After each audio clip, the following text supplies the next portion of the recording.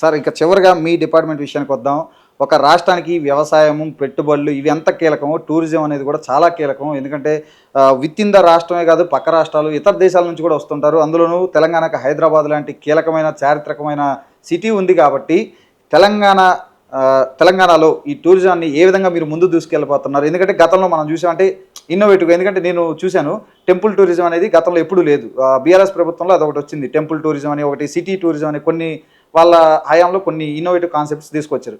మీరు ఏ విధంగా ఎటువంటి ప్రణాళికలతో ముందుకెళ్ళబోతున్నారు? టూరిజంని ఏ విధంగా మరింత ప్రజలకు చేరువ చేయబోతున్నారు? అంటే టూరిజం విషయం కనుక మీరు ఒకసారి ఆలోచిస్తే గత 10 సంవత్సరాలలో టూరిజాన్ని పూర్తిగా నిర్వీర్యం చేసి, టూరిజం డిపార్ట్మెంట్కి సంబంధించి ఆనాడున్న ఎండి గారు కానీ మంత్రి గారు కానీ పూర్తిగా వాళ్ళ స్వార్థ ప్రయోజనాల కోసమే వాడుకున్నారు. ఒక్కొక్క సంవత్సరం 10 కోట్లు 20 కోట్ల నిధులు కూడా ఇచ్చిన పరిస్థితులు లేవు. దానికి ఒక చిన్న ఉదాహరణ ఏంటంటే, ఈ ఎలక్షన్లు జరిగి గవర్నమెంట్ వచ్చే టైంకు ఆ సంబంధించిన ఫైళ్ళు మొత్తాన్ని కూడా ఇదే ఆఫీసులో తగలబెట్టిన పరిస్థితి మనం చూసినాం. బీఆర్ఎస్కు సంబంధించిన నాయకులు ఆ సీక్రెట్లన్నీ బయటపడతాయని కూడా చెప్పడం జరిగింది. వాస్తవంగా ఈ 10 ఏళ్లలో టూరిజానికి ఒక పాలసీ లేదు. ఇలా ప్రైవేటు పెట్టుబడులు రావాలని అంటే ఒక పాలసీ ఉండాలి. ఒక ల్యాండ్ మనం ఇస్తున్నాం, ఎన్నేళ్ళు ఇస్తాం, వాళ్ళ బెనిఫిట్ ఏంది, మన బెనిఫిట్ ఏంది. వాడు ఒక బిల్డింగ్ కడతాడు, నేను 1 year కాంట్రాక్ట్ ఇస్తాను, వాడు బిల్డింగ్ కట్టలేడు. 30 ఏళ్ళ పాటు ఇస్తాం, బిల్డింగ్ కట్టండి, దాంట్లో రెంట్ ఇంత తీయండి, ఎవ్రీ ఇయర్ 5% పెంచండి. ఇప్పుడు గవర్నమెంట్ ఎంత పెట్టుబడులు పెడుతుందండి?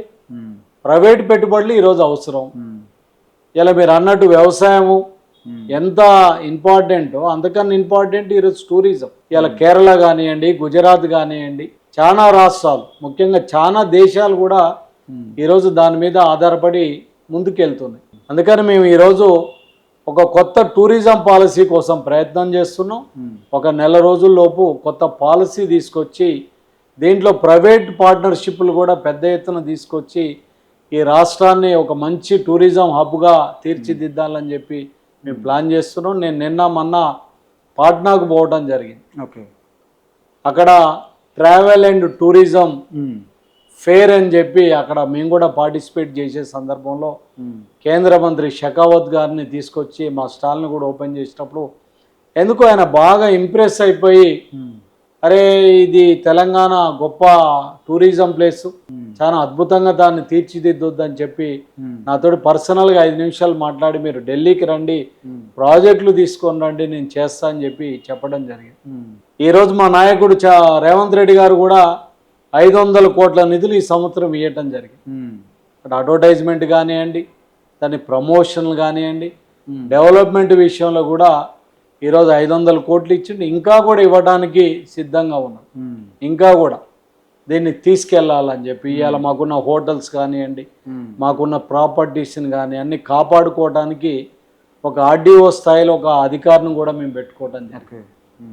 దీన్ని ఇన్కమ్ పెంచాలి, రాష్ట్ర ఆర్థిక ప్రగతిలో ఇదొక భాగం కావాలని చెప్పి ఈరోజు మంత్రి గారు జూపల్లి కృష్ణారావు గారు కానీ, నేను కానీ, మా ఎండి గారు కానీ, ప్రిన్సిపల్ సెక్రటరీ గారు కూడా ఒక మంచి ఆలోచనతో వెళ్తున్నాం. ఈ 5 ఏళ్లలో బాగా ముందుకెళ్తున్నాం. ఈరోజు మాకు ఒక 250 కోట్లతోటి సెంట్రల్ గవర్నమెంట్ కూడా నిధులు ఇవ్వడం జరిగింది. సూపర్. ఒక 100 కోట్లను నాగార్జున సాగర్లో ముఖ్యంగా బుద్ధవనానికి సంబంధించిన ప్రాజెక్టును కూడా ఇంటర్నేషనల్ ప్రాజెక్టుగా తీర్చిదిద్దే క్రమంలో ఉన్నాం. రామప్ప చెరువుకు కూడా ఒక 75 కోట్లతోటి అక్కడ కూడా పెద్ద ప్రాజెక్ట్ చేస్తున్నాం. నల్లమల్ల ఫారెస్ట్లో కూడా 75 కోట్లతోటి చేస్తున్నాం. ఏదున్నా ఈ 5 ఏళ్లలో ఇక నెంబర్ 1 రాష్ట్రంగా ఈ దేశంలో టూరిజంలో ఉండాలని చెప్పి ఒక సంకల్పంతో పనిచేస్తున్నాం. అందరం సమిష్టిగా పనిచేస్తున్నాం. ఖచ్చితంగా టూరిజం విషయంలో మేము సాధిస్తామనే నమ్మకంతో ముందుకెళ్తున్నాం. సార్ ప్రస్తుతం ఉన్న రోజుల్లో చూసుకుంటే టూరిజం అనేది ఒక పెద్ద ఇండస్ట్రీగా ఎక్స్పాండ్ అవుతుంది, ఉపాధి అవకాశాలు కూడా పెరుగుతున్నాయి. ఇందాక మీరు అన్నట్టు ట్రావెల్ అండ్ టూరిజం మేనేజ్మెంట్ అనే కోర్సులు కూడా ఉన్నాయి కొన్ని యూనివర్సిటీలో. అట్లాంటి వాటిపైన అంటే జనాల్లోకి బాగా ముఖ్యంగా స్టూడెంట్స్లోకి తీసుకెళ్లే ప్రయత్నం కూడా ఏమైనా చేస్తారు? ఎందుకంటే నేను ట్రావెల్ అండ్ టూరిజం మేనేజ్మెంట్ చేశాను ఫ్రమ్ ఆంధ్ర యూనివర్సిటీ. ఇప్పుడు మాకు ఒక కాలేజీ కూడా ఉన్నది. దాని ద్వారా ఇస్తున్నాం. ముఖ్యంగా చాలా చోట్ల గైడ్ల ప్రాబ్లం కూడా ఉంది. గైడ్లకు కూడా ట్రైనింగ్ చేయాలి. తర్వాత ఈ హోమ్ స్టేస్ని కూడా ఎంకరేజ్ చేయాలి. సో ప్రైవేట్ భాగస్వామ్యాన్ని కూడా తీసుకొచ్చి టూరిస్టులకు మంచి సౌకర్యాలు అందించాలి. అంటే గవర్నమెంట్కి వచ్చేసరికి కొంత శానిటేషన్ ఇవన్నిట్లో ప్రాబ్లం అవుతుంది. చాలా చోట్ల కూడా ఇప్పుడు ఈ టాయిలెట్స్ నిర్మాణం చేస్తుంది.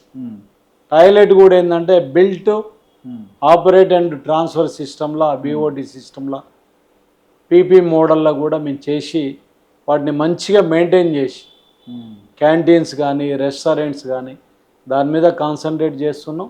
టూరిస్టులకు మంచి సౌకర్యాలు ఇచ్చి ఈ టూరిజాన్ని డెవలప్మెంట్ చేసే విషయంలో, స్టూడెంట్స్ను కూడా ఇంప్రూవ్ చేసే విషయంలో మేము ముందుకెళ్తున్నాం.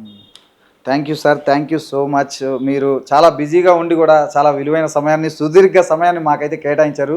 Once again thank you sir, thank you so much. ఖచ్చితంగా మీరు రాబోయే రోజుల్లో భవిష్యత్తులో ఎన్నికల్లో మీరు అటు ఎంపీగా అయినా కానీ ఎమ్మెల్యే అయినా కానీ ఖచ్చితంగా చట్టసభల్లో అడుగు పెట్టాలని మేము కూడా మనస్ఫూర్తిగా కోరుకుంటున్నాం. Once again thank you so much sir, thank you sir. Thank you అండి, thank you sir. This is Manishankar signing of.